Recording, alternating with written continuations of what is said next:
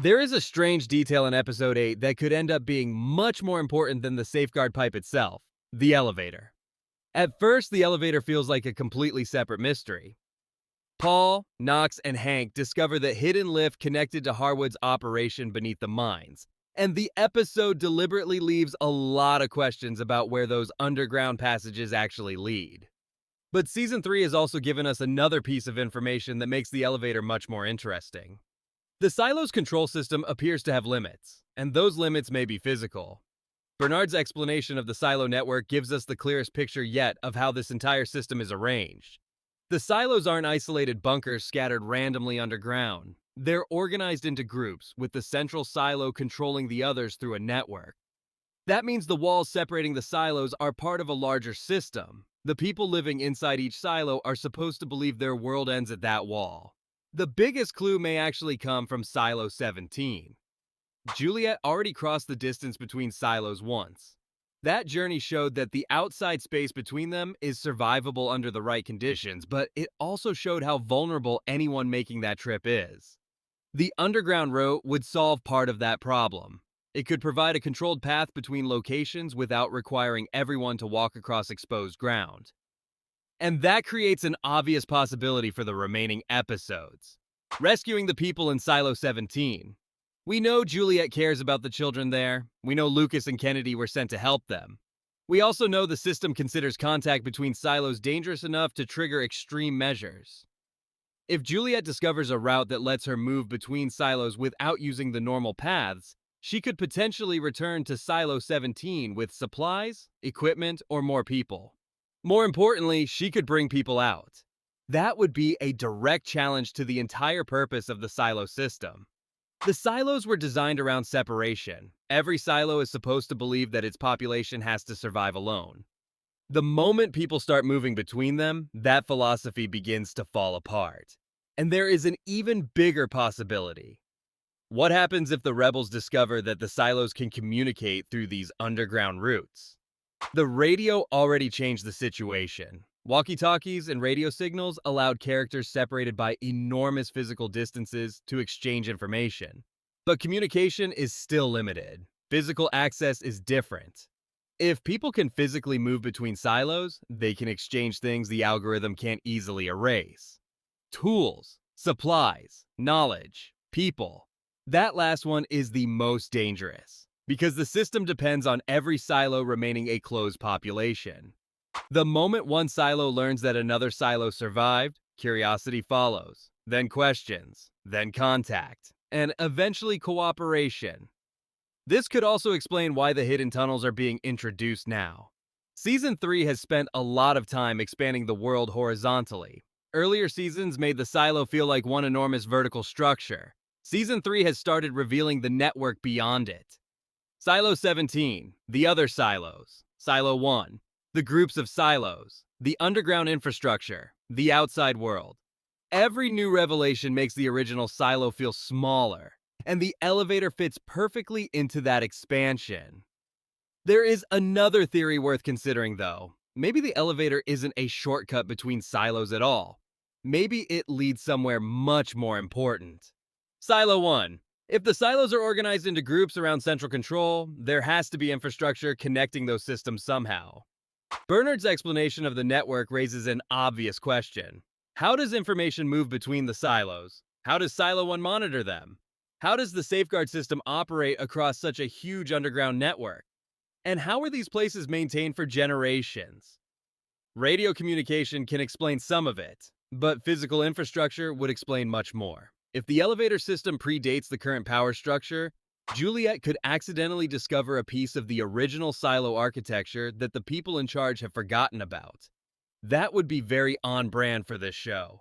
The most dangerous secrets in Silo are often hiding inside things everyone has stopped questioning. The pact, the cameras, the relics, the hard drives, the mines, even the cleaning ritual. People inherit these systems without understanding why they exist. The elevator could be another example. And that brings us back to the algorithm. There is a temptation to think of the algorithm as the ultimate villain because it appears to control so much.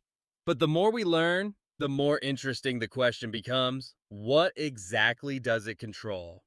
If it controls information, then hidden tunnels are dangerous. If it controls surveillance, hidden tunnels are dangerous.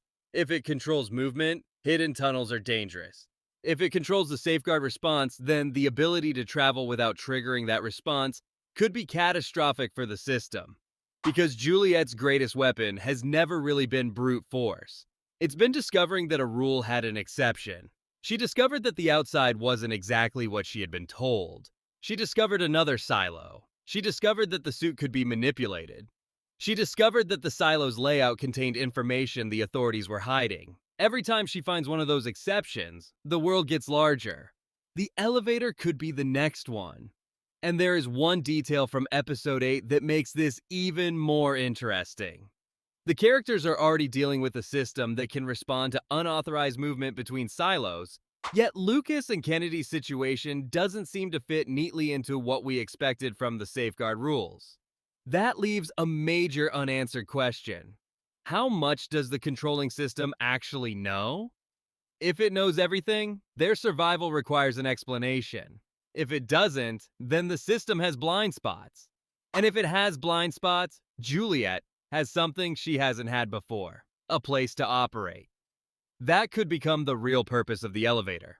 Not transportation, a blind spot, a way to move without being immediately seen, a way to reach people the system has isolated, a way to carry information between silos, and possibly a way to reach the people controlling the whole network. The theory still needs evidence. We haven't seen the elevator connect silo 18 to another silo. We haven't seen it bypass a safeguard command. We don't know whether the underground passages are part of the original silo design or simply hidden tunnels built later. Those questions matter, but episode 8 has now put several pieces next to each other that were previously separated. The mines contain hidden infrastructure. Harwood had access to a private elevator. The silos are connected through a larger network. Juliet has already crossed between silos. Lukas and Kennedy have survived their own journey. And the controlling system clearly treats unauthorized contact between silos as a serious threat. Put those pieces together and the elevator starts looking less like a side mystery. It could become one of the ways the characters finally attack the system on its own terms. Because the silo was built to keep people separated. If Juliet finds a way to move between those walls without permission, she doesn't have to destroy every part of the system. She only has to connect the people the system works so hard to isolate. And if that happens, Silo 17 may be the first rescue. It wouldn't have to be the last. Juliet already proved that assumption was wrong. She crossed into Silo 17. Lukas and Patrick Kennedy have now made the same journey in the opposite direction, and episode 8 confirms that they survived the trip long enough to continue their mission. That alone creates a huge problem for the people controlling the silos. Because once someone knows another silo exists, the walls stop being the boundary they were supposed to be. And then we get to the elevator. The theory making the rounds after episode 8 is that an underground elevator or tunnel could potentially move outside the physical boundary that the silo's surveillance and control systems were designed around. That's still speculation. The episode hasn't confirmed that the elevator can freely bypass the algorithm. It hasn't shown an elevator traveling directly between two silos. And it certainly hasn't established that the system simply loses control whenever someone goes underground. But there is a reason this theory is worth taking seriously. The show has repeatedly shown us that the algorithm doesn't have unlimited physical access. It relies on surveillance. It relies on communication. It relies on people following rules. And when characters move into spaces the system wasn't designed to monitor, things get much harder to control. We saw this with the hidden areas around the mines. We saw it with the secret tunnels. We saw it with Silo 17. And now episode 8 gives us another piece of underground infrastructure that the authorities don't seem to have completely accounted for. That is a pattern. The mines have always looked like one of the least understood parts of the silo. Most people think of the silo as a vertical city, with mechanical at the bottom and the upper levels arranged around the central shaft. But the hidden tunnels suggest there is another layer to the structure. There are spaces beneath the spaces people know about. And those spaces matter because surveillance becomes much harder when the characters aren't moving through the normal parts of the silo. Harwood had his own hidden elevator. He had access to an underground area that wasn't part of normal silo life. That means somebody, at some point, built infrastructure capable of moving people through areas that ordinary residents weren't supposed to know existed. Why? The immediate answer is smuggling. But that doesn't explain everything. The bigger question is whether those tunnels were created specifically for smuggling, or whether Harwood discovered an older system and simply adapted it. That distinction could become very important. Because if these tunnels connect to the deeper architecture of the silo network, then the elevator may be more than a secret route around Judicial. It could be a route around the entire system. And there is another reason this matters. The algorithm appears to care enormously about unauthorized contact between silos. Episode 8 gives us the clearest indication yet that crossing between silos is considered a serious violation. The whole safeguard system exists partly to prevent the inhabitants from communicating, coordinating, or physically reaching one another. That makes sense. A single rebellious silo can be contained. 50 connected silos are a completely different problem. If Juliet can reach Silo 17, communicate with its survivors, and return to Silo 18, then the information barrier has already failed. If Lukas and Kennedy can do it too, the failure becomes harder to dismiss. Now imagine they find a reliable underground route. Suddenly the problem isn't one person crossing the wasteland. They could potentially move through the underground infrastructure, and that changes the rescue mission. Juliet's original goal in sending Lukas and Kennedy to Silo 17 was already dangerous because she was trying to save people the system had effectively abandoned. But if the underground routes connect the silos, they might eventually give her something much more valuable than a rescue path. They could give her mobility. That distinction matters.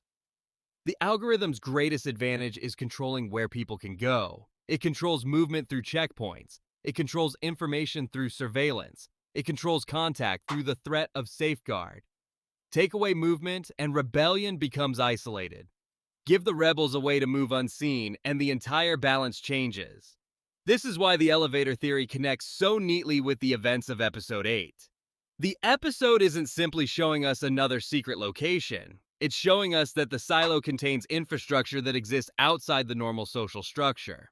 Harwood knew about it. The people investigating the mines are beginning to discover it. And Juliet is already learning that the physical layout of the silos is different from what she previously believed. That combination feels deliberate. There is also a fascinating question about the algorithm itself. Is the system actually controlling every physical space? Or is it controlling the people who live inside the spaces it can monitor? Those are very different things. If the second explanation is closer to the truth, then an elevator passing through an unmonitored section wouldn't need to hack the algorithm. It would simply be moving through territory where the algorithm has less information. That is a much more believable weakness. And it would fit what we've already seen. The system isn't omniscient in the way the inhabitants assume. It makes mistakes. It needs information from surveillance. It sometimes relies on human intermediaries. Camille has already demonstrated that the relationship between the human authorities and the system is complicated. The voice, the algorithm, Silo 1, and the people physically running the silos don't always feel like one perfectly unified machine. There are delays. There are gaps. There are decisions that aren't fully explained. That uncertainty becomes important if Juliet discovers another way around the surveillance network, because then she wouldn't need to defeat the algorithm directly. She could make it irrelevant in certain places, and that may be the more dangerous possibility.